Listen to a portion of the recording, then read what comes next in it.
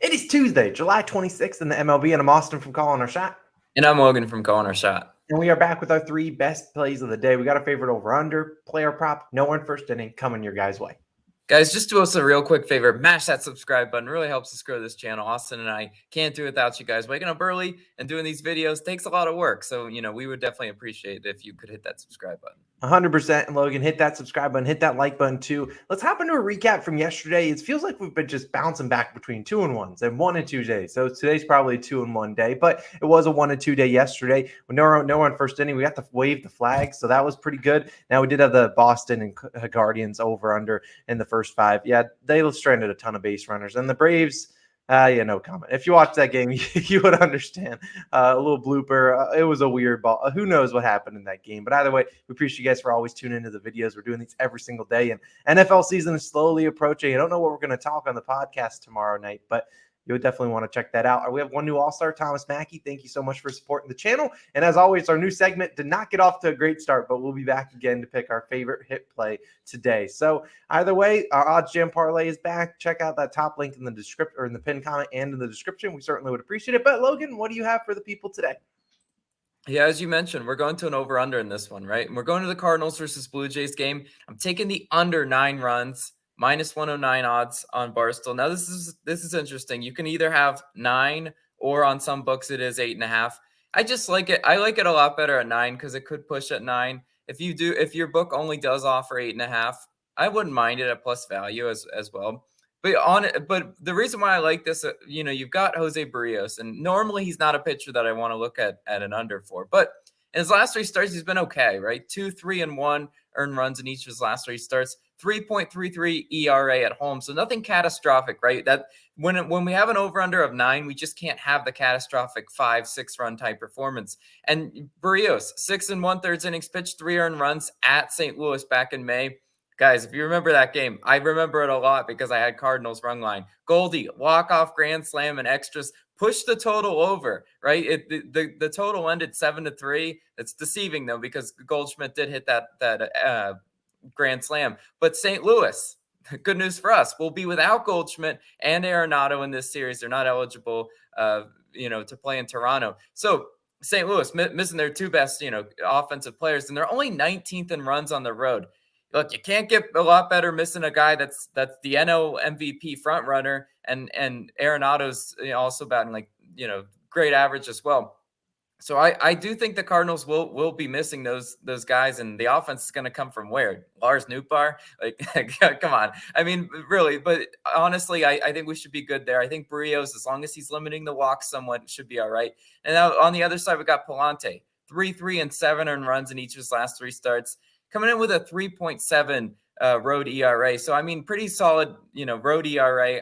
Under 4 is all I'm asking, just nothing like 6 or 8, ERA. Now, what is interesting to note with Palante pitching, though, the total has went under this line in 4 out of his last 5 starts. So despite what he's given up, if you've given up 3 or 4 earned run type games, it's just usually not the 6 to 7, type earned run that's catastrophic for an over under, which is all we can ask for because baseball is really random, right? You get a lot of randomness and stuff. And so Palante being able to limit the Blue Jays is what we're asking for. Blue Jays bats. I know you're going to call me crazy. They were scorching in Fenway. Logan, did you even watch the series? Yes, I did. But they're returning home, after days of rest, and that could cool them down a little bit. This is baseball, right? It ebbs and flows. You're scoring 8 to 10 runs one series, then you're back down to 2 to 3 runs the next series. That's just how it works. And then when Palante comes out, I like St. Louis's bullpen to be able to hold it down. They're 10th in bullpen ERA. By comparison, Toronto 19th in bullpen ERA. Toronto's got a few meatball hurlers in their bullpen, but I think they should be able to limit St. Louis enough. And the last kind of point I want to touch on, this is unrelated to the over-under, but St. Louis plus 1.5 is even odds despite missing their 2 best players. A line read would tell me that the Blue Jays aren't really going to run away from them. I feel like we're going to have a lot of Blue Jays minus 1.5, betters. But guys, what did I say about the minus 110 run line trap? I mean, look, the Braves were a classic example of that yesterday. So, I mean, it is what it is on that. But I definitely do like the under a lot today. And a strong lean that I have, if you want line reading, Logan, I'm not picking this one because I can't touch the fish. But the Marlins money line, the line makes no sense to me.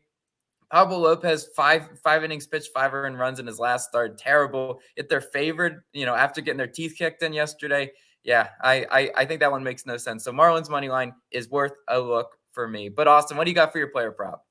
Yeah, so before we hop into the player prop, we gotta dive back into our hit streak challenge where we're Yeah. trying to beat Joe DiMaggio. I mean, there's a reason Joe DiMaggio's streak has held up for so long, 56 straight games. We're going to get back into it, and we're always going to pick a player a day. We're going to put $10 on that player, and then we're going to see. And let's say, so my play today is going to be Andrew Benintendi for him to just get one hit. It's minus 230. He's on the Royals. All I need is one hit from him. I think he had 3 yesterday. He has a hit in like 21 or 22 of his last 25 games. I think he can get it done. And assuming he does, my $10 on it will probably win out now, $14. So tomorrow we'll be putting $14. We need to. Yesterday Logan and I picked 2 guys that managed to go 0-4, both each. It was brutal. Logan's pick will be Brandon Nimmo of the Mets. So we'll see how that goes. Those are 2 guys. But my player prop of the day for you guys will be George Kirby, under 5.5 strikeouts. It is minus 112 on FanDuel. Now it's weird because we don't really have a lot of lines for this one. We do see sharper books have this one at minus 151.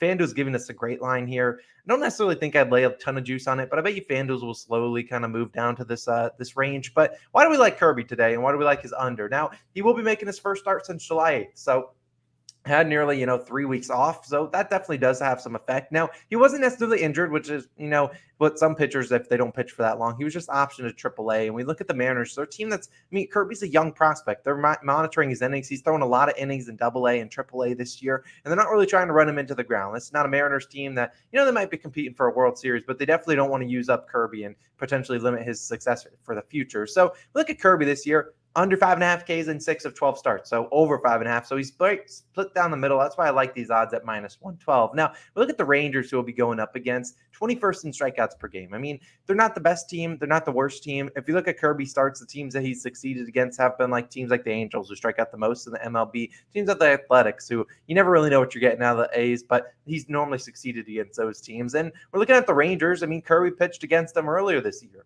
He only had 3 Ks versus them. He pitched well, 6 innings pitched versus the Rangers back in June, but still only 3 Ks. Rangers were able to get hits on his pitches, whether or not they didn't get him in play and get him on base, but still they limited those pitchers and didn't let him get a lot of strikeouts. Now we look at 20 of the last 25 starting pitchers versus the Rangers have been under 5.5 Ks. They've been a pretty good team, whether it's versus lefties versus righties. It's kind of stayed the same. And we look at Kirby. He's got a 50th percentile K percentage, right middle of the pack, 35th percentile whiff percentage, which is lower than middle of the pack, and then a 42nd percentile chase rate. So I think the Rangers are capable offense. We know this team is obviously capable of putting up 11 runs, sometimes putting up 1 run. This is a very, you never know with the Rangers offense, but I do think they can get it done. And we look at the Mariners bullpen. I mean, they got 6 innings pitched out of flexing yesterday. Only had to use 3 or 4 relievers. I think their bullpen is well rested, especially after the All-Star break. So not too concerned about that. I'm taking George Kirby. Love the last name, but I have to take his under 5.5 Ks. That'll be my player prop of the day, and that's what I will be riding with for you guys. We cashed our last player prop, K over. Or K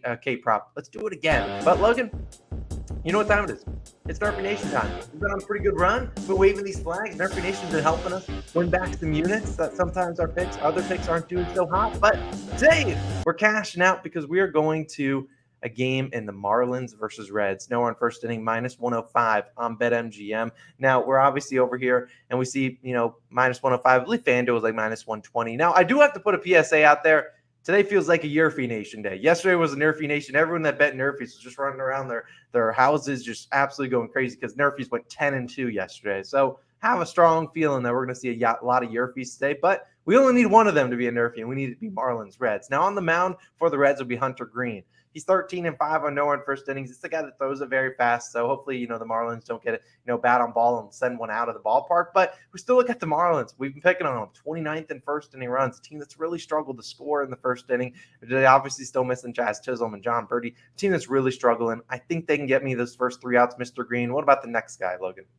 Yeah, it's Pablo Lopez. And if you're looking at his NRFI record this year, you might not be too thrilled. 10-8 on NRFIs this year. But I like the stat that you pulled, in favor of Lopez. 48-22 on NRFI since 2019. I mean, look, he's one of those pitchers that I'm looking in the second half of the year, and he did not start great in against Texas. But I'm thinking that he's going to positively regress and get more no-run first innings. I mean, look at the numbers. Cincinnati also tied for 15th in first inning runs, so they're about a middle of the pack offense when it comes to scoring in the first inning. But again, I want to go back to my line reading in this one because look, the Marlins shouldn't be favored if the books expected Lopez to come out and just 5 innings pitch, 5 earned run type performance, right? Not really, especially after what I saw yesterday out of the Fish that can't really score consistently. The over-under set to 8.5. I mean, not extremely high. I do really like this one for a NRFI. I mean, in a slate that Austin mentioned, it's probably going to have some NRFI bombs in there. Like the obvious NRFI that everybody's going to be commenting about, and I've already seen some comments about it, is the Phillies Braves.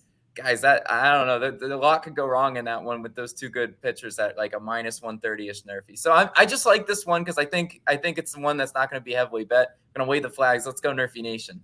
Yeah, well, hopefully we can cash that one. We've been on a pretty good run since the All-Star break and really before the All-Star break on NRFI Nation. So that's our NRFI of the day. Those are our other 2 picks and, of course, our hit parlays. But, of course, our parlay of the day, which is always on OddsJam. If you listen all the way to the end of the video, we want to give you a little bit of a reward. So our parlay of the day will be the Toronto Blue Jays and St. Louis Cardinals under 8.5 runs. We took a little bit of that plus value, and we took the Yankees money line plus 284. Not too shabby. We'll be riding with that. We had a pitcher swap in our parlay yesterday, which kind of screwed us there. But we do think this one has a good chance of cashing. So definitely check that out. You can read our full write-up for the Yankees and the Blue Jays, of course, if you want to check out OddsJam. Click that top link in the description. But Logan, those are our 3 picks of the day, parlay of the day, plus our 2 hit segments. Tomorrow we're coming back for day 2. I have a good feeling about our hitters. I think they're going to get it done. But we appreciate you guys, as always, for tuning in. Austin and Logan, we're signing out.